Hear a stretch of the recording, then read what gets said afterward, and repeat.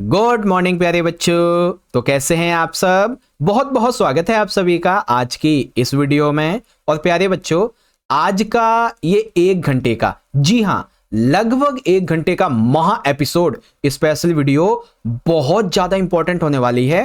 Class 8 का आपका जो हिंदी का सब्जेक्ट है बच्चों, इसी के एनुअल यानी कि फाइनल के एग्जाम के लिए। ठीक है, क्योंकि देखो जैसा कि आप सभी बच्चों को पता है कि जो बच्चे मॉर्निंग शिफ्ट के हैं इनका आज यानी कि 15 मार्च को, और जो बच्चे इवनिंग शिफ्ट के हैं इनका अगले ही दिन यानी कि 17 मार्च को हिंदी का आपका जो फाइनल एग्जाम है ये होने वाला है। ठीक है, और इसकी तैयारी के लिए अभी तक आपको मैंने total 4 sample question paper completely बहुत अच्छे से सॉल्व करके समझा दिए। ठीक है, लेकिन आप सभी बच्चों की बहुत ज्यादा डिमांड आ रही थी कि सर जी हमारा हिंदी का जिस दिन पेपर होगा ना उसी दिन आप हमें कम से कम एक और मोस्ट इंपॉर्टेंट सैंपल पेपर को 1 घंटे के महा एपिसोड में पूरा का पूरा सॉल्व करके समझा दीजिएगा। तो आपकी ही डिमांड पे प्यारे बच्चों इस वीडियो में हम लेके आए हैं 5वां और सबसे इंपॉर्टेंट सैंपल पेपर। क्योंकि बच्चों इस 5वें पेपर में ना सिर्फ आपको मैं 5वां पेपर पूरा समझाऊंगा, बल्कि जो 4 सैंपल पेपर हमने किए हुए हैं ना ऑलरेडी, उन सभी सैंपल पेपर के क्वेश्चंस को, उन क्वेश्चंस के आंसर्स को आपको मैं रिवाइज भी कराऊंगा बच्चों। ठीक है, तो आप ये समझो कि इस 1 घंटे में आप 5 पेपर की तैयारी करने वाले हो। मैं कोशिश करूंगा कि कम से कम आपको 2 से 3 सैंपल पेपर का तो रिवीजन करवा दूं इसी वीडियो में। ठीक है, पहले नया पेपर सॉल्व करेंगे फिर बाकी के पेपर को। ओके, और हाँ बच्चों, वीडियो शुरू करने से पहले आप सभी प्यारे बच्चों को 8वीं क्लास के आपके हिंदी के फाइनल के एग्जाम के लिए wish you all the very best. चलिए बच्चों शुरुआत करेंगे। देखो हिंदी का आपका जो पेपर है वो 2.5 घंटे का आएगा और 60 नंबर का आएगा। ठीक है, हिंदी के पेपर में आपके 2 खंड होंगे। एक होगा खंड आ जिसमें होंगे बहुविकल्पीय प्रश्न, और कुल मिलाकर आपसे 7 प्रश्न पूछे जाएंगे। यानी कि देखो जो खंड आ होगा ना है तो इसमें 7 ही आपके क्वेश्चन, लेकिन इसके अंदर एमसीक्यू होंगे आपके, जिसमें व्याकरण, कविता के, अध्याय के और नॉर्मल एमसीक्यू ऐसे होंगे। ठीक है, फिर खंड बा होगा बच्चों वर्णात्मक प्रश्न का, और इसमें भी 7 ही होंगे, लेकिन ये क्वेश्चन पता है कैसे होंगे, इसमें आपको क्वेश्चन का आंसर लिखना होगा। ठीक है, जैसे आपके अभ्यास प्रश्न उत्तर होते हैं ना वैसे वाले। ओके बच्चों, ओके तो प्यारे बच्चों आर यू गाइस रेडी। शुरुआत करें 5वें सैंपल पेपर को, तैयार हो तो चलिए शुरू करेंगे। तो फाइनली प्यारे बच्चों यहां पे आप देख सकते हैं आज की इस वीडियो का और इस पेपर का हमारा सबसे पहला खंड नंबर का जो कि बहुविकल्पीय प्रश्न का रहने वाला है वो यहां से शुरुआत हो जाता है। ठीक है, ये पूरा सेक्शन एमसीक्यू वाला रहेगा। ओके बच्चों, तो देखिए पहला प्रश्न हमसे क्या कहता है कि निम्नलिखित गद्यांश को ध्यानपूर्वक पढ़कर पूछे गए प्रश्नों के उत्तर लिखिए। 2 नंबर के 2 क्वेश्चन है एमसीक्यू वाले। ठीक है, ये रहा बच्चों हमारा गद्यांश, इसे पढ़ना है और इससे संबंधित जो हमसे ये एमसीक्यू पूछे गए इसके उत्तर देने हैं। तो चलो बच्चों पहले पढ़ते हैं इसको पूरा अच्छे से। देखिए प्रेमचंद जी हिंदी साहित्य के यथार्थवादी लेखकों में अग्रणी माने जाते हैं। बच्चों यथार्थवाद का मतलब होता है जो असलियत में सच्चाई को लिखते हो। ठीक है, प्रेमचंद जी के साहित्य में समाज का सजीव चित्रण हमें देखने को मिलता है। प्रेमचंद जी ने किसानों, मजदूरों, दलितों और स्त्रियों की समस्याओं को अपनी कहानियों और उपन्यासों में प्रमुखता दी है। प्रेमचंद जी का लेख गोदान, इसमें किसान जीवन का संघर्ष और गबन में मध्यम वर्गीय समाज की विडंबना को दर्शाया गया है। प्रेमचंद जी के लेखन केवल मनोरंजन तक ही सीमित नहीं है, बल्कि मनोरंजन के साथ साथ समाज सुधार का भी एक माध्यम है। प्रेमचंद की भाषा बहुत ही सरल और सहज होती है, क्योंकि इन्होंने किसानों के बारे में, गरीब लोगों के बारे में लिखा है, तो सिंपल सी बात है आम जनता भी साहित्य से जुड़ पाती है। इसी वजह से आज भी प्रेमचंद जी की रचनाओं को बहुत इंपॉर्टेंस दी जाती है और पाठकों को समाज में वास्तविकता से परिचित करवाती है। ठीक है, एमसीक्यू देखें बच्चों। पहला प्रश्न, प्रेमचंद जी के साहित्य की प्रमुख विशेषता क्या है बच्चों। तो प्रेमचंद जी मनोरंजन प्रदान करते हैं साहित्य इनके? नहीं। क्या केवल ऐतिहासिक घटनाओं का वर्णन है? नहीं। केवल उच्च वर्गीय समस्या को वर्णन किया है? नहीं, बल्कि प्रेमचंद जी की जो साहित्य है ना इसमें किसानों के बारे में और मजदूर जो हैं इनके संघर्ष को दिखाया गया है। तो राइट आंसर क्या होगा? गा वाला हमारा सही होगा। अगला प्रश्न, प्रेमचंद जी की रचनाएं आज भी प्रासंगिक यानी कि आज भी जरूरी क्यों है, आज की इंपॉर्टेंट क्यों है बच्चों? क्योंकि प्रेमचंद जी की रचनाएं समाज की वास्तविकता को दर्शाती हैं, यथार्थवाद यानी कि समाज की वास्तविकता को दर्शाती हैं, इसीलिए आज भी जरूरी है बच्चों।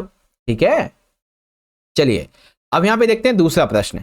दूसरा प्रश्न है बच्चों, हमें जो काव्यांश दिया गया है इसे पढ़ना है और इससे संबंधित जो हमसे 2-2 MCQ पूछे जाएंगे वो हमें आंसर देने हैं। जैसे कि काव्यांश है, हरियाली का आंचल ओढ़े पर्वत नदियां जंगल मेरे, शीतल हवा मधुरस वर्षा जीवन देते रूप घनेरे, फूल खिले पंछी चहके सबका जीवन मुझसे चलता, पर इंसानों की लापरवाही मेरा आंचल रोज ही जलता, पेड़ कटे नदियां सूखी अब तो मुझको बचा लो, हरियाली फिर लौट सके ऐसा कुछ कर दिखा दो। यहाँ पे जो प्रकृति है बच्चों वो पुकार कर रही है कि मुझे मानव ने जो है उजाड़ दिया है, पर्वत नदियां जंगलों को खराब कर दिया है, ठीक है, तो मुझे बचाओ, ऐसा कुछ यहाँ पे कहा गया है।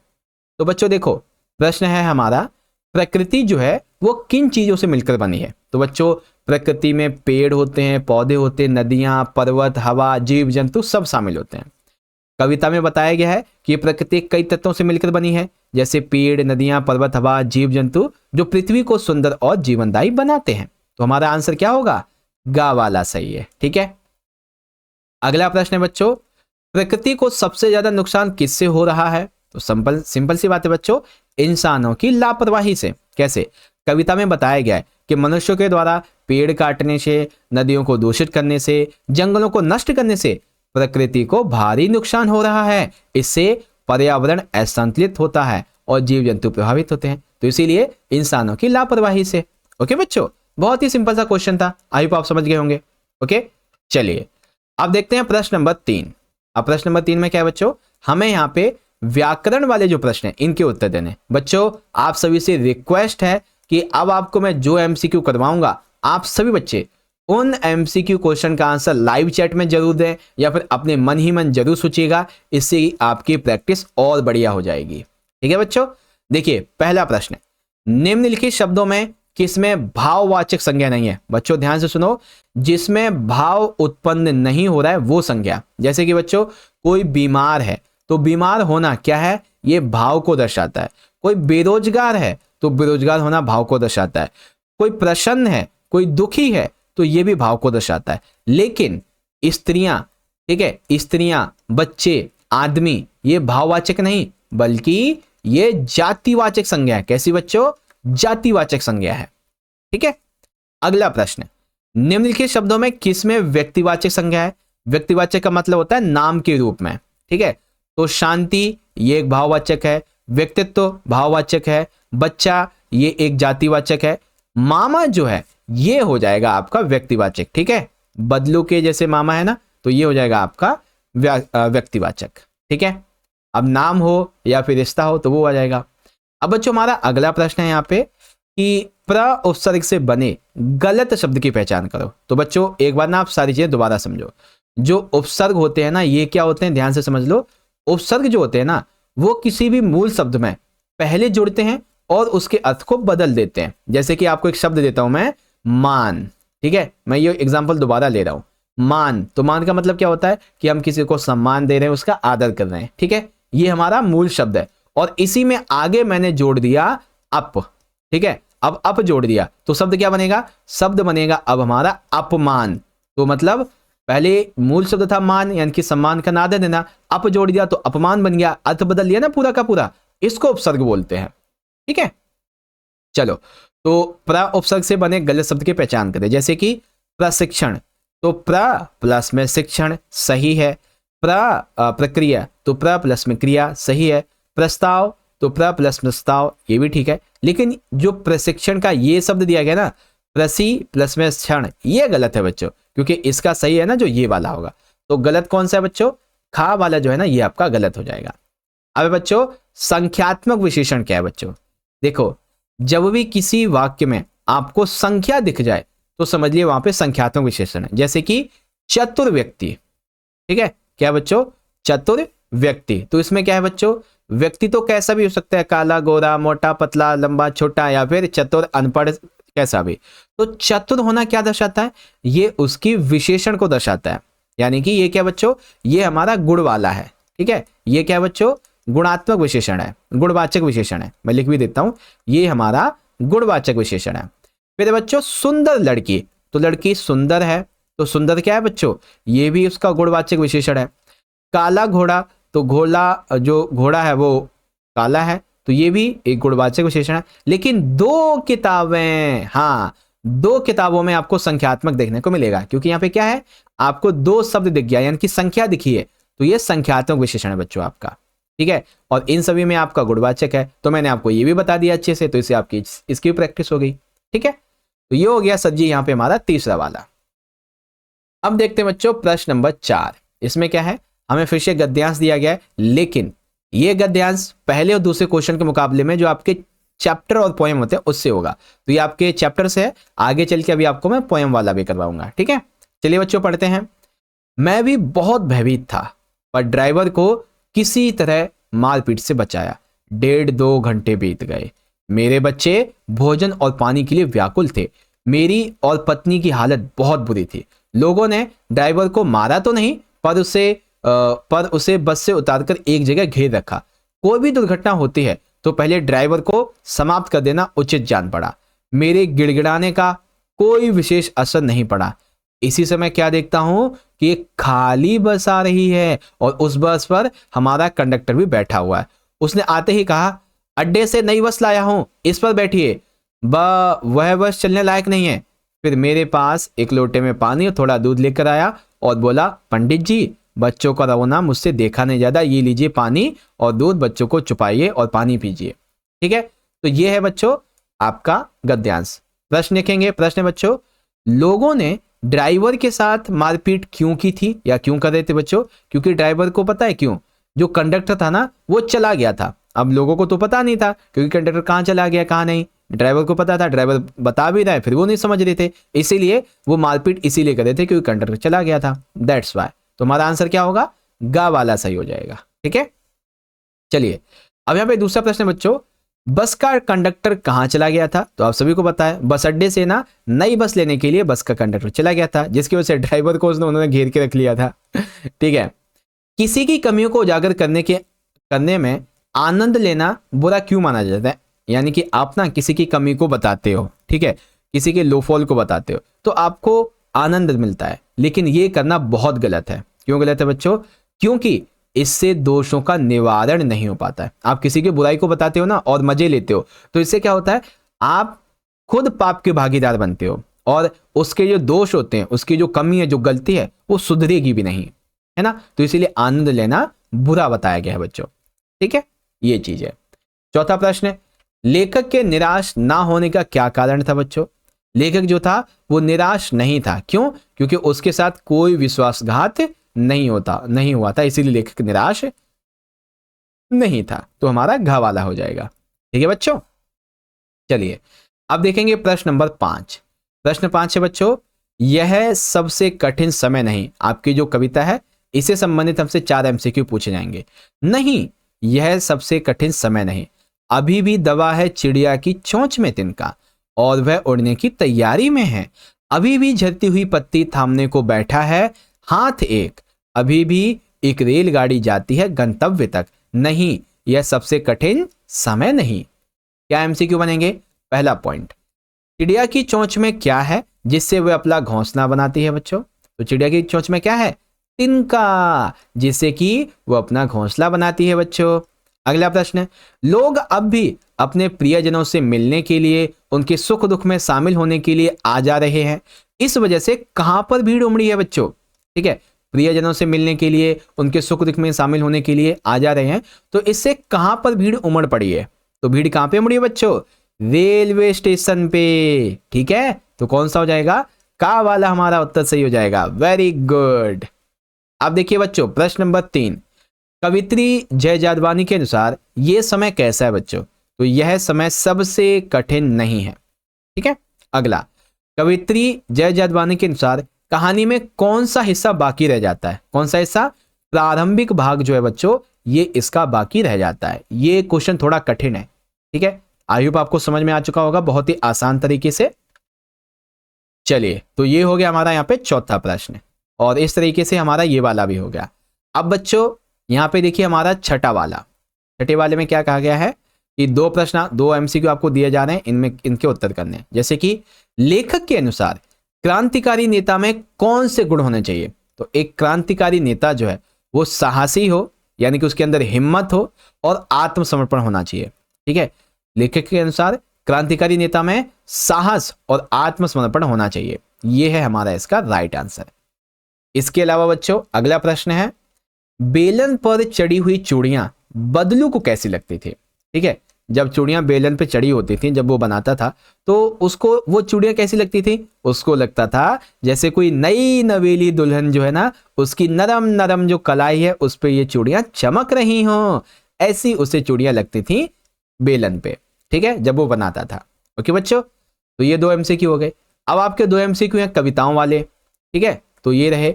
तो पहला एमसीक्यू है बच्चों, कवि जी ने किसकी निंदा ना करने की सलाह दी है? तो कवि जी ने जो निर्बल व्यक्ति हैं, जो कमजोर व्यक्ति हैं, तुच्छ व्यक्ति हैं, इनकी निंदा ना करने की सलाह दी, क्योंकि इनकी निंदा हमें नहीं करनी चाहिए, क्योंकि ये कभी खतरनाक भी बन सकते हैं। जैसे एक तिनका बहुत खतरनाक बन सकता है, वैसे गोपियों के घर में माखन कहां से लिया जाता था? तो सभी को पता है गोपियां कहां पे रखती थी माखन? अपना छींके पर। ठीक है, छींके पर जो हांडी थी उसमें रखते थे। तो भगवान श्री कृष्ण जी क्या करते थे? उसी छीके से मटकी को नीचे लाके फोड़ देते थे, और कई बार तो उसी को छीके पर टंगी हुई मटकी से माखन निकाल निकाल के खाते थे।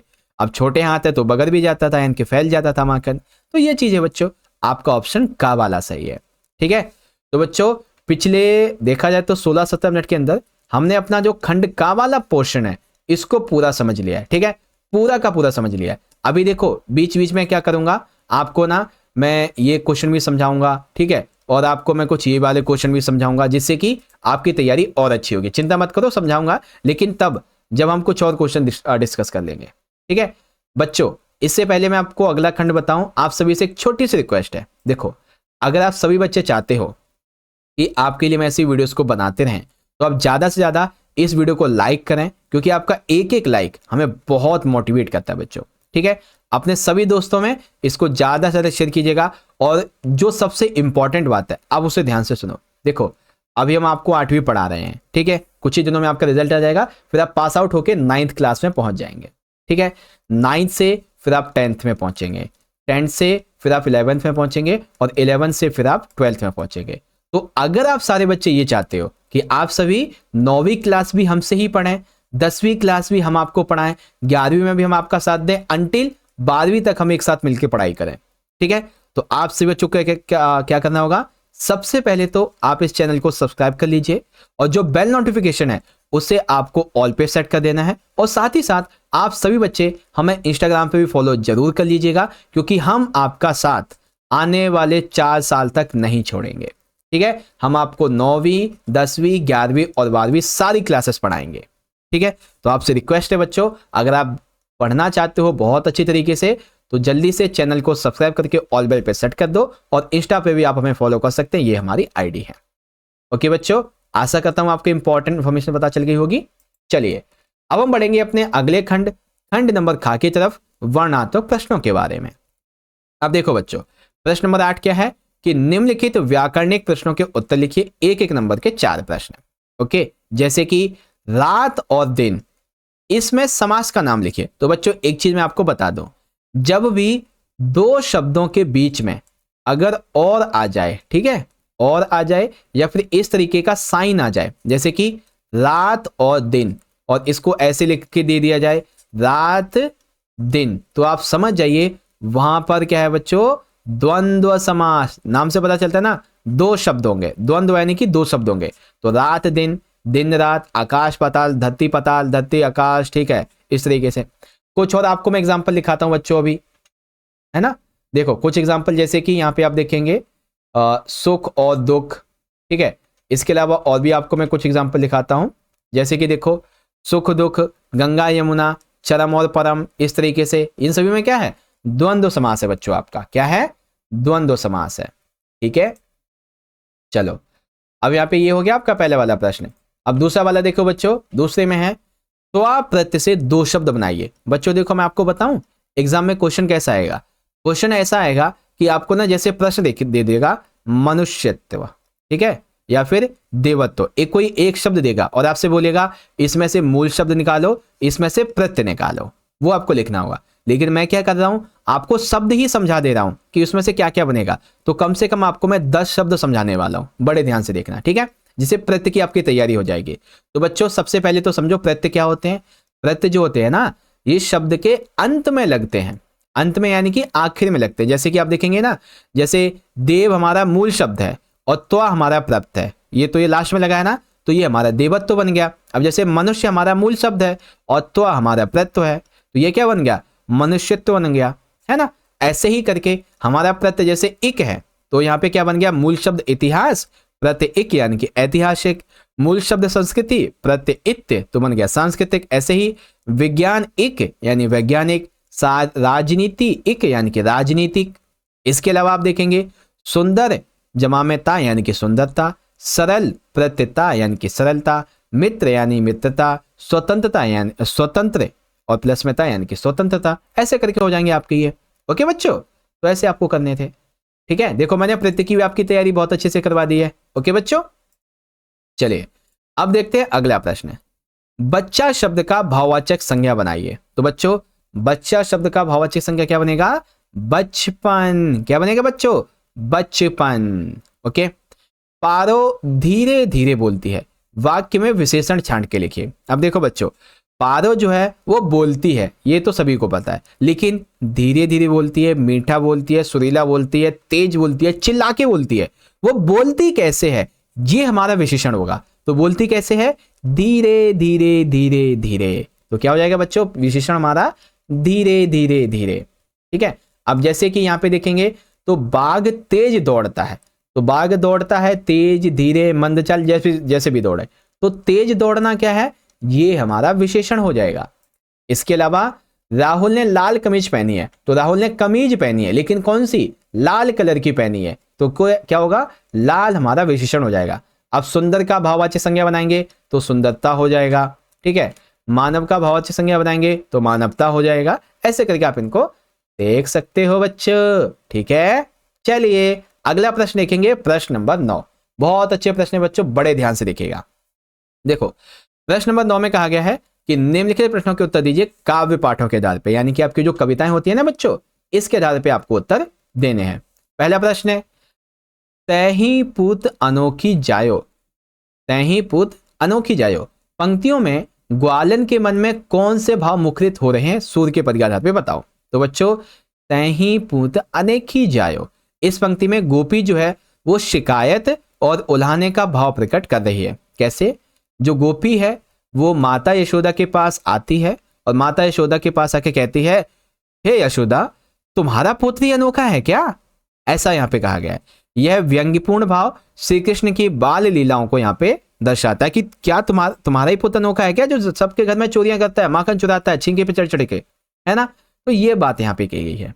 अगला प्रश्न है, पक्षी और बादल की चिट्ठियों के आदान प्रदान से आप किस दृष्टि से देख सकते हैं, यानी कि पक्षी और बादल की चिट्ठियों के आदान प्रदान को आप अपने अनुसार कैसे देखते हैं वो बताओ। तो देखो बच्चों, मेरे हिसाब से पक्षी और बादलों के द्वारा किया गया संदेशों का आदान प्रदान हमें यह सिखाता है कि पूरी दुनिया एक परिवार की तरह है। फूलों की सुगंध का दूर दूर तक पहुंचना और बादलों का एक स्थान से दूसरे स्थान तक बरसना, जैसे फूल की सुगंध होती है ना, वो दूर दूर तक पहुंचती है, बादल जो होते हैं वो एक स्थान से दूसरे स्थान पे पहुंचते हैं, वहां पानी बरसाते हैं। और ये हमें ये बताते हैं कि प्रकृति में कोई भेदभाव नहीं है, प्रकृति पूरी दुनिया के लिए एक जैसी है। लेकिन आज मनुष्य ने खुद को जाति, धर्म, भाषा और देश की सीमाओं में बांध लिया है। यदि हम पक्षी और बादल से सीख लें तो हम भी इस पृथ्वी में एकता और प्रेम से भर सकते हैं, क्योंकि पक्षी और बादल हमेशा मतलब वो एकता, बंधुत्वता, भाईचारा इसको बढ़ावा देते हैं, ठीक है। तो हमें भी पक्षियों से, बादलों से सीख लेनी चाहिए और पृथ्वी में एकता और प्रेम को बढ़ाना चाहिए।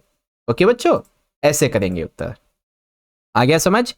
चलिए इसका तीसरा प्रश्न है, आपके विचार से आपा और आत्मविश्वास में आपा तथा उषा में कोई अंतर हो सकता है। देखो, एक होता है आपा और आत्मविश्वास, एक होता है आपा और उत्साह, इनमें क्या कोई अंतर हो सकता है ये बताओ। तो बच्चों लिखेंगे, देखो ध्यान से देखिएगा, आपा और आत्मविश्वास में ये अंतर है कि आपा अहंकार को दर्शाता है, जबकि आत्मविश्वास जो है ना, ये खुद पे विश्वास की भावना है। ठीक है, आपा क्या है बच्चों? अहंकार को दर्शाता है, आत्मविश्वास खुद पे विश्वास को दर्शाता है। इसी प्रकार से आपा और उत्साह भी भिन्नता होती है। आपा जो है वो घमंड को दिखाता है, जबकि उत्साह किसी कार्य को जोश और लगन से करने की भावना को दर्शाता है। ठीक है, तो आपा और आत्मविश्वास में ये अंतर है, आपा और जो उत्साह इसमें ये अंतर है। ठीक है, अगला प्रश्न है, पक्षी और बादल की चिट्ठियों में पेड़ पौधे और पानी और पहाड़ी क्यों पढ़ पाते हैं? यानी कि देखो, पक्षी और बादल की जो चिट्ठियां होती हैं, इनमें जब ये लिख के आते हैं चिट्ठियां, तो पेड़ पौधे पानी और पहाड़ क्या पढ़ते हैं इसमें? तो क्या पढ़ते हैं बच्चों? वो देखो, पक्षी और बादल की चिट्ठियों में विश्व बंधुत्व का संदेश छिपा होता है, यानी कि एकता का, विश्व प्रेम का संदेश होता है। पेड़ पौधे, पानी, पहाड़ इन संदेशों को समझते हैं और महसूस करते हैं कि एक स्थान से दूसरी जगह बहकर जाने वाली हवा, फूलों की सुगंध और जल की बूंदें सभी को जोड़ने का काम करती हैं। पक्षी और बादल किसी की सीमा में नहीं बंधते हैं, जैसे कि मनुष्य आज सीमा में बंध जाता है और अपने बनाए गए बंधनों में ही उलझकर रह जाता है बच्चों। ठीक है, ऐसे करके आपको इसका आंसर लिखना है। ओके बच्चों, तो ये हमारे हो गए 9वें प्रश्न के दोनों क्वेश्चंस। ठीक है, चलिए अब देखेंगे प्रश्न नंबर 10। ठीक है, प्रश्न नंबर 10 को देखेंगे, ये रहा हमारा, गद्य पाठों के आधार पे हमें उत्तर देने हैं। तो क्या लिखा है बच्चों? पुडुकोट्टई में कोई महिला अगर चुनाव लड़ती तो अपना पार्टी चिन्ह क्या बनाती और क्यों? मान लीजिए आप पुडुकोट्टई में एक महिला है, ठीक है, आप वहां पे अगर चुनाव लड़ेंगे तो आप अपनी पार्टी का चुनाव चिन्ह क्या बनाएंगे और क्यों बनाएंगे, ये बताओ। तो बच्चों, मेरे हिसाब से संभावना ये है कि मैं यानी कि कोई महिला अगर चुनाव लड़ेगी वहां पे तो उसका चुनाव चिन्ह पहिया होता। अगर मैं बात कर लूं फातिमा की, फातिमा चुनाव लड़ेगी तो वो अपना चुनाव चिन्ह पहिया ही रखेगी, क्योंकि यह स्वतंत्रता और निरंतर प्रगति का प्रतीक है। साइकिल चलाने से ही महिलाओं में आत्मनिर्भरता आई है और उनके बीच जीवन में बदलाव भी हुआ है, इसीलिए कोई भी पार्टी वहां पे बनेगी तो वो पहिया ही अपना चुनाव चिन्ह रखेगी बच्चों। ठीक है, चलिए सेकंड प्रश्न, लाख की चूड़ियां पाठ में बदलू के मन में ऐसी कौन सी व्यथा थी जो लेखक से छिपी ना रह सकी? ठीक है, वो कौन सी व्यथा थी बच्चों? देखो, बदलू इस बात से बेहद दुखी था कि मशीनों के द्वारा निर्मित कांच की चूड़ियों के बढ़ते प्रचलन के कारण उसकी लाख की चूड़ियां बिकना बंद हो गई थी। ठीक है, इसीलिए कहा जाता है मशीनी युग ने बदलू के या फिर ऐसे लोगों के, बदलू जैसे काम करने वाले लोगों के हाथ काट दिए, क्योंकि वो इस बात से दुखी था, मशीनों के द्वारा जो निर्मित कांच की चूड़ियां होती है ना, वो ज्यादा बढ़ गई थी, कम दाम में अच्छी मिल जाती थी, है ना, इससे उसकी आजीविका संकट में आ गई थी। यही दुख उसकी आंखों में झलकता था और लेखक ने यह बात महसूस भी कर ली थी। ठीक है, अगला, बस की यात्रा पाठ के अनुसार गजब हो गया, ऐसी बस अपने आप चलती है। लेखक को यह सुन के हैरानी क्यों हुई? ठीक है, जब उसको बताया गया ना कि ऐसी बस अपने आप चलती है तो वो कहता है गजब हो गया, ऐसी बस अपने आप चलती है। तो यह सुनकर वो हैरान क्यों हो गया था लेखक? तो देखो बच्चों, लेखक ने जब बस की उसकी जर्जर अवस्था में देखा तो उसे विश्वास ही नहीं था कि यह सही तरीके से चल भी पाएगी। जैसे बस को देखा उसने, काफी पुरानी हो गई थी, बहुत ही खराब सी लग रही थी, तो उसे विश्वास नहीं था कि बस चलती भी होगी।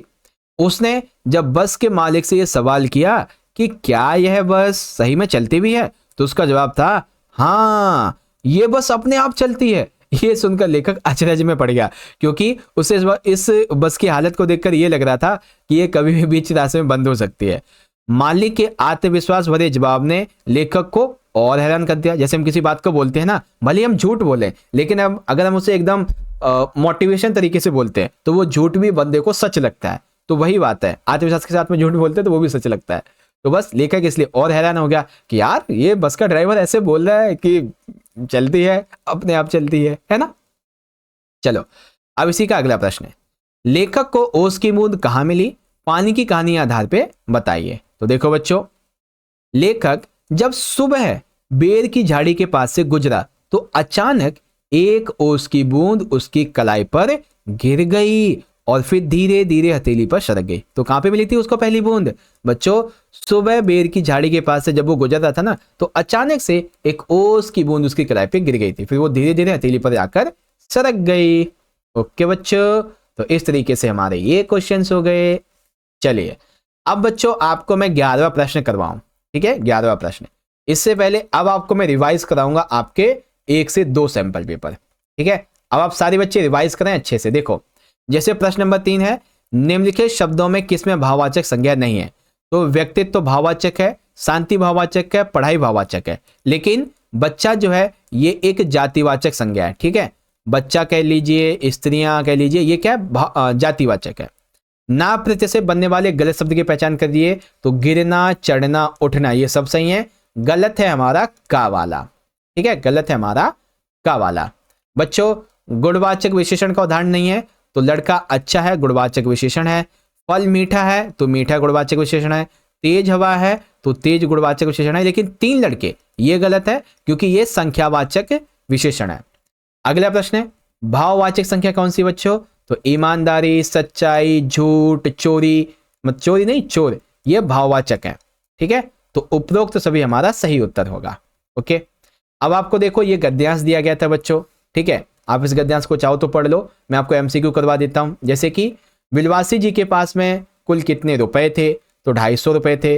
विलवासी जी की बातें सुनकर अंग्रेज के चेहरे पे कौन सा भाव उत्पन्न हुआ था? तो यहाँ पे देखेंगे, वह हंसता हुआ अपने देश लौटूंगा, ऐसा उसने कहा। तो यानी कि वो काफी ज्यादा प्रसन्न हो गया था बच्चों, है ना। फिर यहाँ पे है कि लोटे का नामकरण क्या हुआ था बच्चों? तो अकबरी लोटा नाम रखा गया था। लाला झाऊलाल का घर कहाँ पे स्थित है? तो काशी के ठठेरी बाजार में स्थित था बच्चों। ओके, तो ऐसे करके है। फिर यहाँ पे मैंने आपको करवाया था आपका ये वाला जो है ना, क्या बोलते हैं, कबीर की साखियां, उसका। तो इसमें पहला प्रश्न था बच्चों, माला कहाँ घूमती है? तो जो माला फेरने वाले होते इसके हाथ में। घास का तिनका किसका प्रतीक है? एक कमजोर और एक तुच्छ व्यक्ति का प्रतीक है, ठीक है। संतों से हमें क्या पूछना चाहिए? संतों से हमें ज्ञान पूछना चाहिए। कबीर किस कार्य को अनुचित मानते हैं? तो किसी की निंदा करने को कबीर जी बहुत ही गलत या फिर अनुचित मानते हैं, ठीक है। और कुछ एमसीक्यू, जैसे लेखक पेड़ों को अपना शत्रु क्यों समझ रहे थे बच्चों? तो जल्दी से बताओ आंसर क्या होगा कि लेखक पेड़ों को अपना शत्रु क्यों समझ रहे थे? पेड़ों से बस के टकराने की आशंका के कारण। पुडुकोट्टई जिले में साइकिल चलाने का कौन सा आंदोलन चलाया गया था बच्चों? सामाजिक सुधार आंदोलन चलाया गया था, ठीक है। इसके अलावा कवित्री जय जादवानी के अनुसार अंतरिक्ष के पार लोग क्यों गए थे? नई नई जानकारियां प्राप्त करने के लिए। भगवान के डाकिये इस संसार को क्या संदेश देना चाहते हैं? विश्व एकता, विश्व प्रेम को, ठीक है, ये चीज है। इसके अलावा मैंने आपको कुछ क्वेश्चन भी करवाए हैं बच्चों, जैसे कि दूध की तुलना में कान्हा जी को कौन सा खाद्य पदार्थ अच्छा लगता था? तो माखन रोटी ज्यादा पसंद था। एक देश की धरती दूसरे देश को सुगंध भेजती है, इसका क्या मतलब है? तो इसका आंसर आप यहाँ पे देख सकते हैं। मनुष्य के व्यवहार में ही दूसरों को विरोधी बना लेने वाले दोष होते हैं, तो इसका क्या मतलब है बच्चों? तो ये इस लाइन से पता चलता है, ठीक है। कान्हा जी के लिए 4 पर्यायवाची शब्द लिखिए, तो वो पर्यायवाची शब्द आप यहाँ पे देख सकते हैं, ठीक है। फिर और कुछ क्वेश्चन थे, जैसे कि प्रारंभ में महिला साइकिलिक आंदोलन चलाने में कौन सी बाधा आई थी जहां पहिया पाठ के आधार पे बताओ? तो बाधा क्या क्या आई थी बच्चों? एक तो जो फातिमा थी ना, उसे समाज और अपने परिवार दोनों से ही विरोध को सहना पड़ा था। लोग उस पर ताने कस रहे थे, पुरुषों ने उसे अनुचित माना, ठीक है। सबसे बड़ी समस्या ये थी कि महिलाओं के लिए लेडीज साइकिल ही नहीं उपलब्ध थी। अब वो कैसे इसको बढ़ाए? तो इसीलिए उसने जेंट साइकिल से अपना काम चलाया, ठीक है। बिलवासी जी ने रुपयों का प्रबंध कहां से किया था? तो कैसे किया था बच्चों? उन्होंने अपनी पत्नी के संदूक से रुपयों का चोरी किया था। वस्तु विनिमय क्या होती है? विनिमय की प्रचलित पद्धति क्या है बच्चों? तो वस्तु विनिमय का मतलब होता है कि जब वस्तुओं का आदान प्रदान हो, यानी कि पुराने समय में क्या होता कि धन का उपयोग तो था नहीं, बहुत कम था, वस्तु के बदले वस्तु ही दी जाती। जैसे कि वो था ना बदलू, तो वो चूड़ियों के बदले में अनाज लेता था, है ना। लेकिन आज तो भाई मुद्रा आ गई है, करेंसी आ चुकी है, तो आज क्या है? आज धन आधारित विनिमय प्रणाली अपनाई गई है ना, ये चीज है। ओस की बूंद क्रोध और घृणा से क्यों कांप उठी? ठीक है, क्योंकि बच्चों देखो, ओस की बूंद ना कहती है कि जो पेड़ है ना, ये पेड़ की जो जड़ें होती हैं वो जमीन के अंदर से बलपूर्वक जल जो होता है उसे खींच के उसका उपयोग करते हैं, इसीलिए उसकी बूंद क्रोध और घृणा से भर आई थी। ठीक है, फिर आपके कुछ गद्य आधारित प्रश्न है ना, इस तरीके से। अब आपको मैं एक और पेपर का रिवाइज करवा देता हूं बच्चे से, ध्यान से देखना सारे बच्चों। जैसे कि निम्नलिखित शब्दों में जातिवाचक संज्ञा नहीं है। तो बच्चों स्त्रियां ये एक जाति को दर्शाती हैं, चारपाई एक जाति को दर्शाती हैं और बेटी एक जाति को दर्शाती है। लेकिन जो प्रसन्नता है बच्चों ये जातिवाचक नहीं है। तो ये क्या है, ये एक भाववाचक है। प्रसन्नता, सुख, दुख, क्रोध ये भाववाचक है। ठीक है। निम्नलिखित शब्दों में व्यक्तिवाचक संज्ञा पहचानो। तो व्यक्तिवाचक यानी कि व्यक्ति होगा इसमें। तो चूड़ियां ये भी नहीं, बच्चे ये भी नहीं, स्त्रियां ये भी नहीं। राइट आंसर है रज्जो। रज्जो क्या है, एक नाम है। रज्जो, बदलो, ठीक है, रविन्द्रनाथ टैगोर, महात्मा गांधी, ये सभी इसके एग्जाम्पल्स हैं। फिर बच्चों अभी उपसर्ग से बनने वाले गलत शब्द की पहचान। तो अभी, अभी प्लस में मान सही, अभी, अभी प्लस में नय यानी कि अभिनय, अभी, अभी प्लस में सार यानी कि अभिसार। तो अभिमान के लिए जो खा वाला है ये हमारा गलत हो जाएगा। ठीक है। अब बच्चों गुणवाचक विशेषण। तो लड़की सुंदर है, सुंदर गुण है। ठीक है। घोड़ा काला है तो काला उदाहरण है, गुण है। बड़ा घर, तो घर जो है ये नॉर्मल शब्द है, बड़ा इसका विशेषण है। दो किताबें ये संख्यात्मक है। ठीक है, दो किताबें ये हमारा संख्यात्मक यहाँ पे हो जाएगा बच्चों। ठीक है। इसी तरीके से आपको मैंने ये वाला करवाया था, जैसे कि ये है बदलू के बारे में। बदलू बनिया था, चूड़ियां बनाना उसका पैतृक पेशा था। ये इस तरीके से एमसीक्यू देखते हैं। बदलू का पैतृक पेशा क्या था, लाख की चूड़ियां तैयार करना। वो क्या करता था, लाख की चूड़ियां बनाता था। शादी विवाह के अवसर पर बदलू किस बात के लिए जिद पकड़ता था बच्चों, आवश्यक चीजें लेने के लिए। ठीक है। गांव में लेखक का अधिकतर समय जो था बच्चों कहां पे बीतता था, तो बदलू काका के घर पे। पिताजी की बदली होने के बाद में लेखक पर क्या प्रभाव पड़ा था बच्चों, तो वह मामा के घर जाने से वंचित हो गया क्या, क्योंकि अब वो नहीं जा सकता था। ठीक है। फिर आपसे यहाँ पे ये पांचवा प्रश्न पूछा गया था। अब इस पांचवें प्रश्न को मैं आगे करवाऊंगा आपको। ठीक है। अब शुरुआत करेंगे अपने पांचवें पेपर के 11वें क्वेश्चन को। कुछ क्वेश्चन का आपको मैंने रिवाइज करवा दिया 2-3 मिनट के अंदर ही, है ना। अब हम इनको देखेंगे। तो बच्चों इसमें क्या है कि आपके गद्य आधारित 4 प्रश्न पूछे गए, जिसमें से आपको किन्हीं मतलब 5 पूछे गए, 4 के उत्तर देने हैं। पहला प्रश्न, बाजार में बिकने वाले सामानों की डिजाइनों में हमेशा परिवर्तन होता रहता है। आप इन परिवर्तनों को किस प्रकार देखते हैं, आपस में चर्चा कीजिए। तो चलो बच्चों देखते हैं। देखो बच्चों, बाजार में बिकने वाले सामानों की डिजाइन में समय समय पे बदलाव होता रहता है। इसका मुख्य कारण लोगों की बदलती रुचियां और फैशन ट्रेंड्स होते हैं।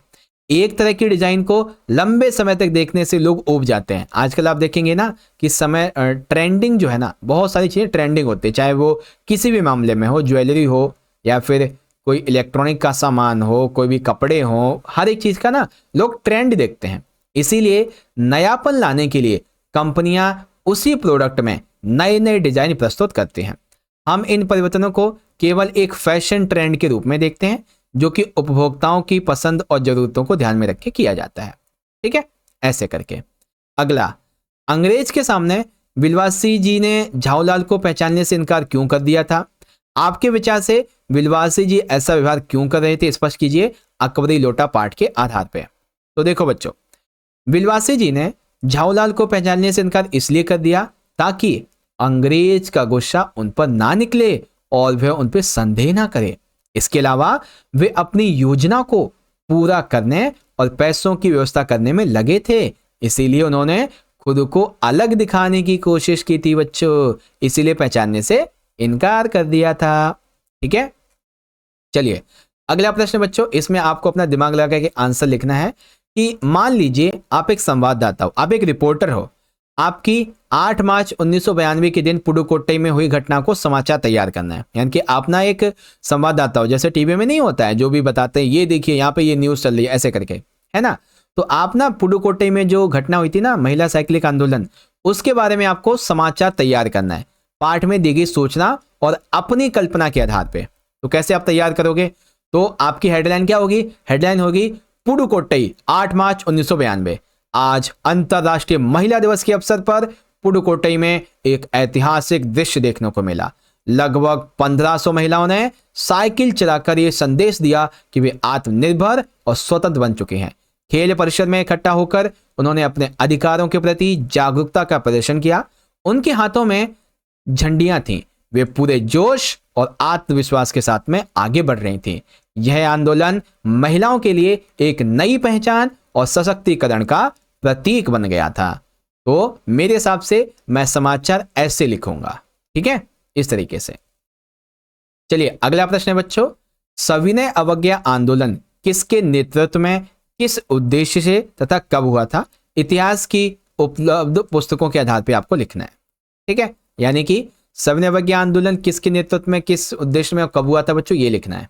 तो देखो बच्चों ऐसे लिखेंगे, सविनय अवज्ञा आंदोलन महात्मा गांधी के नेतृत्व में सन 1930 में शुरू हुआ।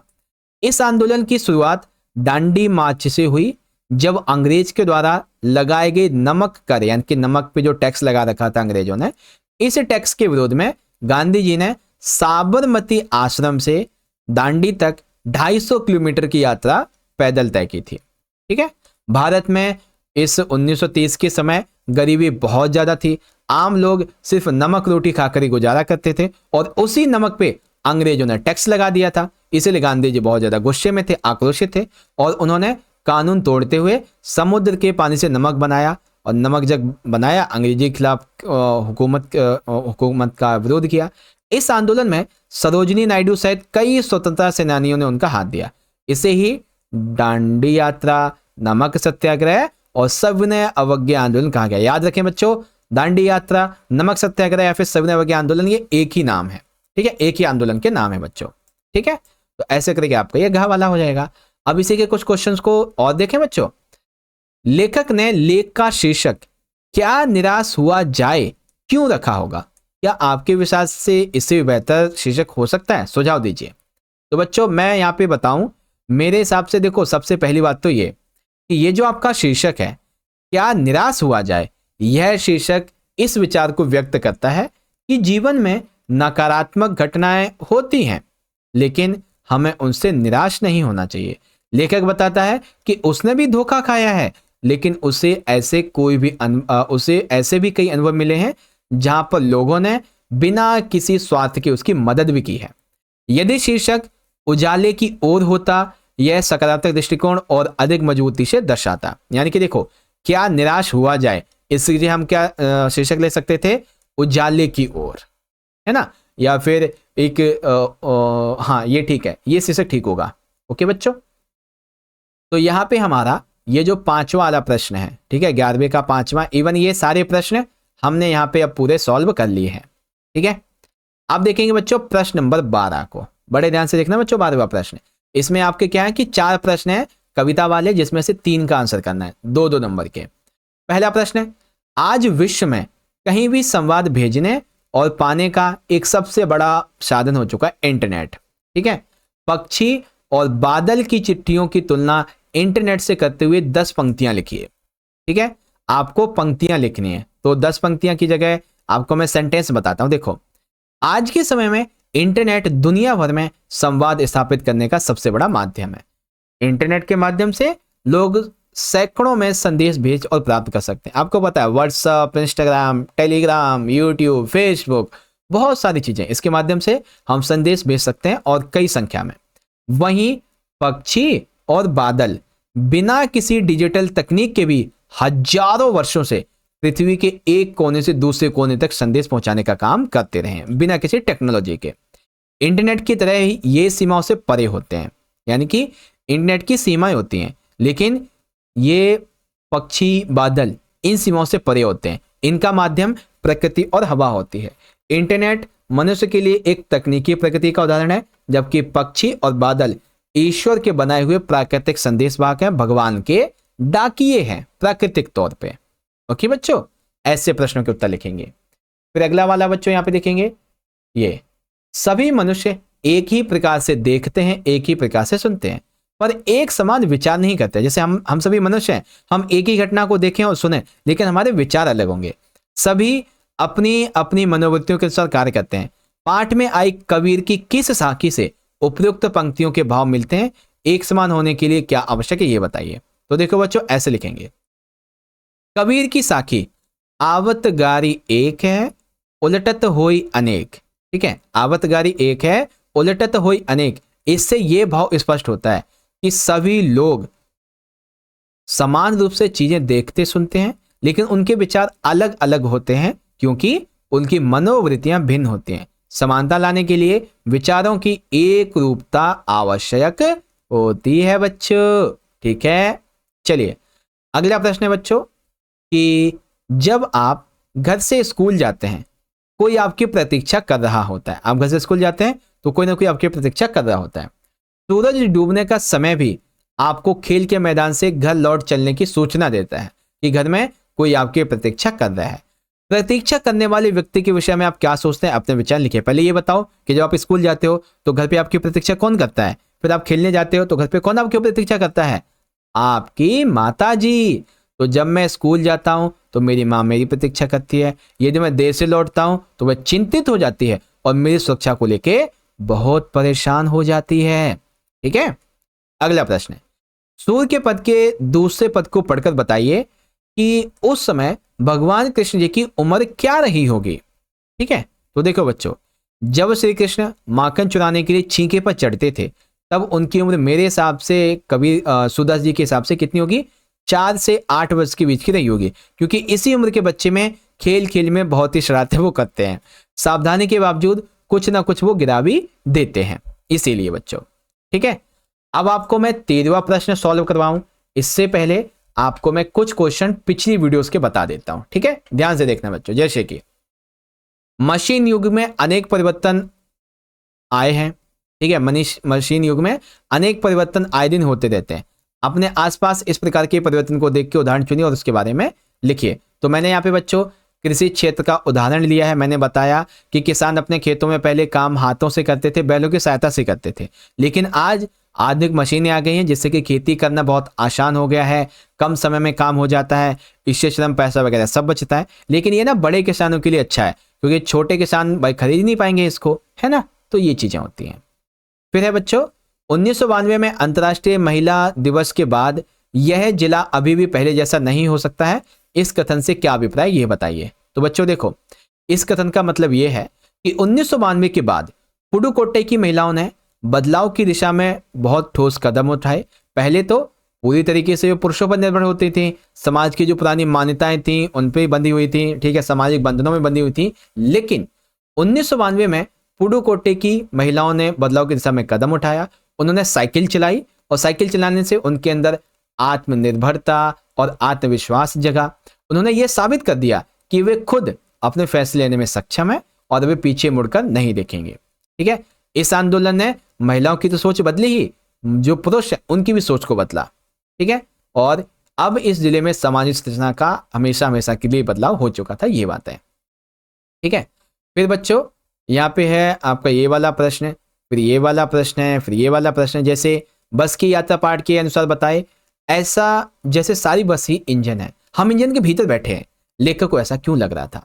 ठीक है, और भी जो झाऊलाल वाला क्वेश्चन है वो आप यहाँ पे ये देख सकते हैं। अब जैसे जब लेखक ये देखता है कि बस चालू होती है, ठीक है, जब लेखक ये देखता है ना कि जो चालक है, जो ड्राइवर है, उसने बस को स्टार्ट किया तो एकदम से पूरी बस में एक अजीब सी ना कंपन, वाइब्रेशन, धड़कन उत्पन्न हुई।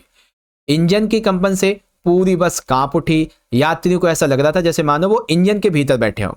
ठीक है, इंजन के चलते ही हर यात्री हिलने डुलने लगा, मानो कि वो भी इंजन का ही हिस्सा हो।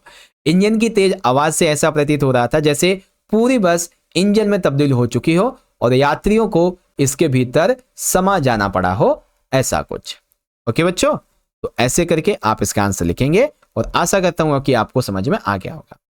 फिर बच्चों आपका यहाँ पे ये वाला प्रश्न है कि आजकल के बहुत से समाचार पत्र जो है ना, चैनल जो है दोषों का पर्दाफाश कर रहे हैं। इस प्रकार के समाचार कार्यक्रमों की सार्थकता सहित तर्क सहित विचार करो। तो बच्चों आंसर को चाहे तो आप यहाँ से पढ़ लीजिए, मैंने आपको पहले भी समझाया हुआ है। ठीक है, अब कुछ कविताओं वाले प्रश्न देखो बच्चों। हमारे जीवन में डाकिये की भूमिका क्या है, इस विषय पे आपको कुछ बताना है। तो हमारे जीवन में डाकिये की बहुत ज्यादा जरूरत है, आप यहाँ पे पढ़ सकते हैं इसको। ठीक है, चिड़िया चोंच में तिनका दबाकर उड़ने की तैयारी में क्यों है, वह तिनके का क्या करती होगी, यह सबसे कठिन समय मैंने इसके आधार पे बताइए बच्चों। तो चिड़िया तिनका दबाकर उड़ने की तैयारी कर रही है ताकि वह अपना घोंसला बना सके। सूरज डूबने से पहले वह अपने बच्चों के लिए सुरक्षित आश्रय तैयार करना चाहती है। उसका घोंसला उसके परिवार को सुरक्षा देता है, जो ये दर्शाता है कि कठिनाइयों के बावजूद जीवन आगे बढ़ता रहता है। ओके बच्चों, चलिए फिर देखेंगे यहाँ पे ये वाला प्रश्न है बच्चों आपका तीसरा। कवि ने घास की निंदा करने से क्यों मना किया है, पढ़े हुए दोहे के आधार पे बताओ। तो बच्चों ये रहा आपका उत्तर। ठीक है, और कन्हैया जी जब माखन चुराते हैं तो क्यों कुछ माखन बिखेर देते हैं? क्योंकि देखो एक तो वो छोटे हैं, अब चोरी चोरी करते कुछ ना कुछ थोड़ा बहुत तो गिर ही जाएगा, है ना, इसीलिए। ओके बच्चों, अब आपको ना मैं एक और पेपर का रिवाइज करवा दूं। जैसे कि देखो आपका ये जो पोयम है ना ये वाली, तो इसमें भगवान कृष्ण जो है ना वो अपनी मैया से पूछते हैं कि मैया मेरी चोटी कब बढ़ेगी? तो मुझे बहुत सारा दूध पिलाती है लेकिन मेरी चोटी अभी भी छोटी है ना, कब बढ़ेगी, कब मेरी चोटी नागिन की तरह लहराएगी, ऐसी बात है। तो बच्चों यहाँ पे ये प्रश्न देख सकते हैं, माता यशोदा ने कृष्ण को बताया कि दूध पीने से तेरी चोटी डैश की तरह लंबी और मोटी हो जाएगी, यानी कि दाऊ यानी बलराम की तरह।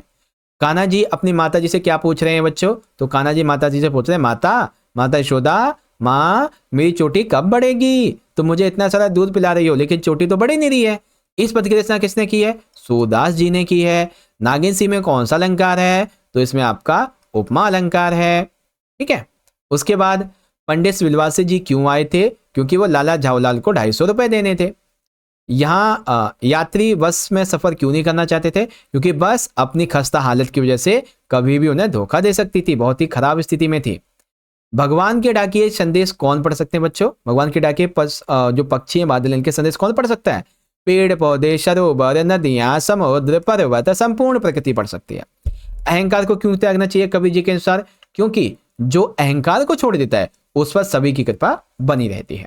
ठीक है, इसके अलावा आपको मैं कुछ क्वेश्चन भी करवाए थे, जैसे कि श्री कृष्ण अपनी चोटी के विषय में क्या क्या सोच रहे थे। तो श्री कृष्ण सोचते हैं कि उनकी चोटी कब बड़ी होगी, कब लंबी होगी, कब मोटी होगी और कब वह गोथने पर नागिन की तरह जमीन पर लौटेगी। पक्षी और बादल की चिट्ठियों में पेड़ पौधे पानी और पहाड़ क्या पढ़ पाते हैं? ठीक है, तो वो विश्व बंधुत्व एकता भाईचारे की भावना को पढ़ते हैं, है ना। श्री कृष्ण गोपियों को माखन चुराकर खाते हैं, इसलिए उन्हें माखन चुराने वाला भी कहते हैं। एक और शब्द बताओ, तो एक और शब्द है माखन चोर। ठीक है, अगला यहाँ पे साइकिलिक आंदोलन से पुट्टकोट्टे की महिलाओं में जीवन में कौन से बदलाव आए? ठीक है, तो आप इनको यहां से पढ़ सकते हैं। लाला झावलाल को भिडंगा लोटा बिल्कुल भी पसंद नहीं था, फिर वो चुपचाप लोटा ले लिया। आपके विचार से वो चुप क्यों थे? क्योंकि वो डरते थे। ठीक है, वो अपनी पत्नी का सम्मान भी करते थे और इसके अलावा डरते भी थे कि कहीं स्थिति बिगड़ ना जाए। ठीक है, इसके अलावा बच्चों आदर्शों की बातें तो करना बहुत आसान होता है लेकिन उन पर चलना बहुत कठिन होता है। क्या आप इस बात से सहमत हैं? जी हाँ, मैं इस बात से सहमत हूं कि आदर्शों पे चलना आसान बात नहीं होती है। उदाहरण के लिए हम अक्सर ये कहते हैं कि हमें ना हमेशा सच बोलना चाहिए, लेकिन जब बारी खुद पे आती है तो हम झूठ बोलना भी सुविधाजनक समझते हैं। छोटे छोटे झूठ जैसे कि वो घर पे नहीं है, ये भी तो झूठ ही है। समाज में आदर्शों की बातें करना आसान होता है लेकिन उसके चलना बहुत मुश्किल होता है। ठीक है, हाइड्रोजन और ऑक्सीजन को पानी का पूर्वज या पुरखा क्यों कहा गया बच्चों? क्योंकि पानी बनता ही हाइड्रोजन और ऑक्सीजन से है, ये तो आपने पढ़ा ही होगा साइंस में, है ना। फिर आपके कुछ क्वेश्चन आपके इस तरीके से हैं, इन पांचों में से आपको किन्हीं 4 प्रश्नों के उत्तर देने आपकी वसंत किताब के अध्याय यानी कि चैप्टर के अनुसार। तो बच्चों अब इन क्वेश्चन के आंसर को आप यहां से पढ़ सकते हो। ठीक है, हर एक क्वेश्चन का आंसर आपको मैं यहाँ पे दिखा दे रहा हूं, आप इजीली पढ़ लेना, ऑलरेडी आपको मैंने समझा रखे हैं। ठीक है, फिर आपके कविता वाले 4 प्रश्न हैं यहाँ पे, 4 में से किन्हीं तीनों के उत्तर देने। जैसे कि कवि ने पक्षी और बादल को भगवान का डाकिया क्यों बताया बच्चों? तो क्यों बताया भगवान का डाकिया, यहां से पढ़ सकते हैं। यह सबसे कठिन से मैंने ये बताने में कविता में कौन कौन से तर्क प्रस्तुत किए गए हैं बच्चों? तो ये बहुत सारे तर्क प्रस्तुत किए गए हैं। ठीक है, इसके अलावा तलवार का महत्व होता है म्यान का नहीं, इस कथन का उदाहरण देते हुए कवि जी क्या कहना चाहते हैं? तो कवि जी कहना चाहते हैं बच्चों कि मोल हमेशा तलवार का करना चाहिए, म्यान का नहीं, क्योंकि म्यान तो रखने काम आती है, तलवार की धार ज्यादा जरूरी होती है। ठीक है, वैसे ही व्यक्ति की जाति नहीं उसके ज्ञान और गुण को महत्वपूर्ण माना जाना चाहिए। ठीक है, फिर बच्चों सूरदास जी के कई पद हैं, 2 पद हैं, उसमें से आपको कौन सा पद अच्छा लगता है और क्यों लगता है वो बताओ। आप अपने हिसाब से आंसर लिख सकते हैं। तो मुझे तो भाई पहला पद अधिक अच्छा लगा, क्यों लगा, तो वही मैंने लिख दिया यहाँ पे। ठीक है, चलो तो ये हो गया। अब हमारे अब आपको मैं ना कराऊंगा आपके यहाँ पे हाँ ठीक है, अब आपको मैं कराऊंगा यहाँ पे अनुच्छेद लेखन। ओके, तो चलिए बच्चों अब हम शुरुआत करते हैं क्वेश्चन नंबर 13 की। देखो बच्चों, अब जो आपका क्वेश्चन नंबर 13 होगा, ठीक है, इसमें आपको अनुच्छेद लेखन करना होगा। ठीक, और फिर आपका ना क्वेश्चन नंबर जो 14 होगा इसमें आपको पत्र लेखन करना होगा। ओके, तो अब हम इन दोनों चीजों को बड़े ध्यान से समझेंगे और इंपॉर्टेंट तरीके से।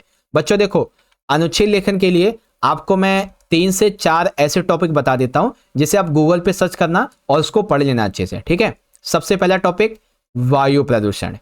दूसरा टॉपिक दीपावली, तीसरा टॉपिक होली। तो इन तीनों को आप ढंग से करके जाना, इनमें से पेपर में आ सकता है बच्चों। और कुछ और इंपॉर्टेंट अनुच्छेद लेखन आपको मैं करवाने वाला हूं, ठीक है। जैसे कि बच्चों स्वास्थ्य का महत्व, जलवायु परिवर्तन उसके प्रभाव, जीवन में अच्छे मित्रों का महत्व, ठीक है। अब जैसे कि हमारा पहला टॉपिक मैंने लिया स्वास्थ्य का महत्व, तो कैसे लिखेंगे? स्वास्थ्य जीवन का सबसे महत्वपूर्ण पहलू होता है, इसके बिना जीवन की गुणवत्ता का कोई मूल्य नहीं होता। स्वास्थ्य केवल शारीरिक ही नहीं बल्कि हमारे मानसिक और सामाजिक संतुलन भी को दर्शाता है। स्वास्थ्य हमारे जीवन की नींव होता है, हमें जीवन में खुश रहने और अपने लक्ष्यों को प्राप्त करने के लिए मजबूत बनाता है। एक स्वस्थ व्यक्ति मानसिक रूप से बहुत मजबूत होता है और वह अपनी दैनिक गतिविधियों को बहुत सही तरीके से करने में उसे मदद भी मिलती है। शारीरिक और मानसिक स्वास्थ्य को बनाए रखने के लिए एक स्वस्थ जीवन शैली हमें अपनानी चाहिए। इसमें सही आहार लेना, नियमित व्यायाम करना, पर्याप्त नींद लेना, ये सभी शामिल होते हैं। मानसिक शांति, संतुलन के ध्यान, योग और सकारात्मक, ये भी हमारे सोच के महत्वपूर्ण पहलू हैं। ओके बच्चों, तो ये हो गया। इसके अलावा एक और टॉपिक जलवायु परिवर्तन और इसके प्रभाव, तो उसे आप पढ़ सकते बच्चों, ठीक है। फिर यहाँ पे जीवन में अच्छे मित्रों का महत्व, तो ये भी आपको मैंने पढ़ाया हुआ है अच्छे से, है ना। जीवन में ना अच्छे मित्रों का होना बहुत जरूरी होता है, क्योंकि वे हमारी सभी खुशियों में और सभी दुखों में हमारा साथ देते हैं। अच्छे मित्र हमें प्रेरित भी करते हैं और हमारी कमजोरियों को बता के उसे दूर करने में हमारी मदद भी करते हैं।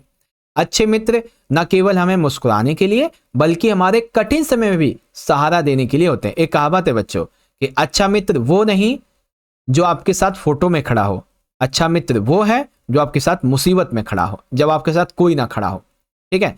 मित्रता में विश्वास, भावनात्मक सहयोग की भावना होती है, जिससे हम अपने विचार और भावनाओं को बिना किसी डर के साझा कर पाते हैं। अच्छे मित्र हमें सही मार्गदर्शन देते हैं और जीवन के फैसले लेने में हमारी मदद भी करते हैं। साथ ही उनका समर्थन हमें आत्मविश्वास और मानसिक शांति प्रदान करता है। अच्छे मित्र न केवल हमारी खुशी में शामिल होते हैं बल्कि दुखों में भी समर्थन देते हैं, हमें हिम्मत देते हैं और कठिन दौर में हमारी इंपॉर्टेंस को और बढ़ाते हैं, है ना। ये चीजें हैं बच्चों। इसके अलावा आपको मैंने और भी बहुत सारे अच्छे लेखन करवा रखे हैं, जैसे कि मनोरंजन के साधन के ऊपर। देखो बच्चों कितना बढ़िया तरीके से लिखा है मैंने, ठीक है। फिर यहाँ पे पर्यावरण संरक्षण के महत्व को लेके मैंने लिखा हुआ है, और फिर आपको महात्मा गांधी जी के विचार को लेके आपको मैंने यहाँ पे समझाया हुआ अच्छी तरीके से, ठीक है। फिर यहाँ पे नशे की लत, कारण और उपाय, इसको लेकर अनुच्छेद लेखन करवाया हुआ है, ठीक है। और यहाँ पे सड़क दुर्घटनाएं, कारण और रोकथाम, ये भी आपको मैंने करवाया हुआ अच्छे तरीके से, है ना। तो अगर आपने ये ढंग से किए होंगे तो आई विल डेफिनेटली श्योर कि आपकी अच्छी तैयारी हुई होगी। चलो अब देखेंगे बच्चों अपने अगले प्रश्न को, जो कि है प्रश्न नंबर 14 यानी कि 14। अब इसमें क्या है, एक ही विषय पे आपको पत्र लिखना है, लगभग 100 शब्दों में, 80 से 100 शब्दों की वर्ड लिमिट है। तो पहला दिया हुआ है, आप रोहन या सुरभि हैं, अपने छोटे भाई को स्वस्थ आदतें अपनाने और अच्छे स्वास्थ्य के लिए प्रोत्साहित करते हुए पत्र आपको लिखना है। आपके छोटे भाई को ना स्वस्थ आदतें अपनानी चाहिए, अच्छा स्वास्थ्य अपनाना चाहिए, इस मामले में पत्र लिखना है। तो चलो लिखते हैं पत्र। देखो, प्रिय भाई, सप्रेम नमस्ते। मुझे आशा है कि तुम स्वस्थ और खुशहाल रहोगे। आज मैं तुम्हें स्वास्थ्य आदतों के बारे में कुछ महत्वपूर्ण बातें बताना चाहता हूं। देखो भाई, अच्छा स्वास्थ्य जीवन की सबसे बड़ी संपत्ति है, ठीक है। सबसे बड़ी कमाई अच्छा स्वास्थ्य है।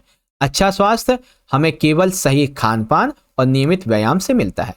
तुम्हें प्रतिदिन हल्का व्यायाम करना चाहिए, जैसे कि दौड़ना, योग करना। साथ ही ताजे फल, हरी सब्जियां, पर्याप्त पानी भी पीना चाहिए। इससे तुम्हारी जो रोग प्रतिरोधक क्षमता है वो मजबूत होगी और तुम हमेशा सक्रिय और ऊर्जावान महसूस करोगे। मैं चाहता हूं भाई कि तुम अपनी सेहत का ध्यान रखो और स्वास्थ्य आदतों से अपनी दिनचर्या को हिस्सा बनाओ। तुम्हारा भाई रोहन, ठीक है, ऐसे करके लिख देंगे। और आपको एक एग्जांपल दूं बच्चों, ऐसे ही आपके नॉर्मल लेटर का। देखो, बोर्ड परीक्षा की तैयारी हेतु आपके विषय की प्रगति बहुत अच्छी हो रही है, जो भी आप बोर्ड की तैयारी कर रहे हो। तो इस प्रगति के बारे में आप अपने माता पिता को जानकारी दीजिए, लगभग 100 शब्दों के पत्र में। तो कैसे लिखेंगे, प्रिय माता पिता, सप्रेम नमस्ते। मैं आपसे ये पत्र लिखकर आपको ये सूचित करना चाहता हूँ कि मैं इस समय बोर्ड की परीक्षा की तैयारी में बहुत व्यस्त हूँ। मैं अपनी पढ़ाई के लिए एक बहुत ही अच्छा टाइम टेबल बनाया हुआ है और हर विषय पे मैं अपना ध्यान केंद्रित कर रहा हूँ। मुझे इस समय कुछ कठिनाइयाँ तो जरूर आ रही हैं पढ़ाई करने में, लेकिन हाँ, मैं पूरी मेहनत से उन्हें पार करने की कोशिश कर रहा हूँ। आपके आशीर्वाद मुझे आत्मविश्वास देता है। ठीक है, मैं जानता हूँ कि आप दोनों मेरी पढ़ाई के बारे में बहुत ही चिंतित हैं, आप मेरी मदद भी बहुत करते हैं और मैं चाहता हूं कि इस बार भी आपकी उम्मीदों पर मैं खरा उतरूंगा। ठीक है, मैं आशा करता हूं कि आप मुझे अपना आशीर्वाद देंगे ताकि मैं आने वाली परीक्षा में अच्छे अंक प्राप्त कर सकूं। आपका बेटा रमेश।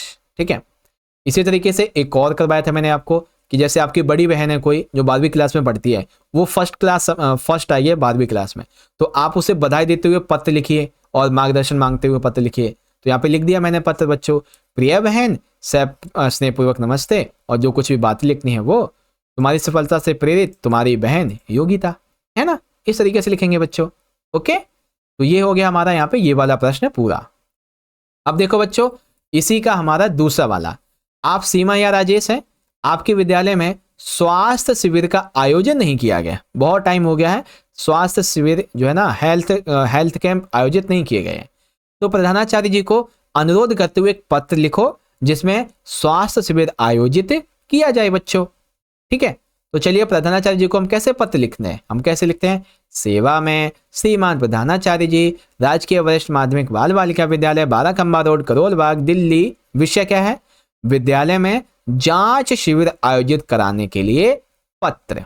ठीक है, तो कैसे लिखेंगे, प्रधानाचार्य जी, शब्द निवेदन यह है कि मैं राजेश, आपके विद्यालय का छात्र, इस पत्र के माध्यम से विद्यालय में स्वास्थ्य शिविर आयोजित करने की आवश्यकता पर ध्यान आकर्षित करना चाहता हूं। स्वास्थ्य एक अत्यंत महत्वपूर्ण विषय है, लेकिन विद्यालय में इस पर विशेष ध्यान नहीं दिया जा रहा है। स्वास्थ्य शिविर के माध्यम से छात्रों को स्वास्थ्य जीवन शैली, स्वच्छता और विभिन्न रोगों से बचाव के बारे में जानकारी मिल सकती है। इसके अलावा छात्रों की चिकित्सा जांच और प्राथमिक उपचार की जानकारी भी दी जा सकती है।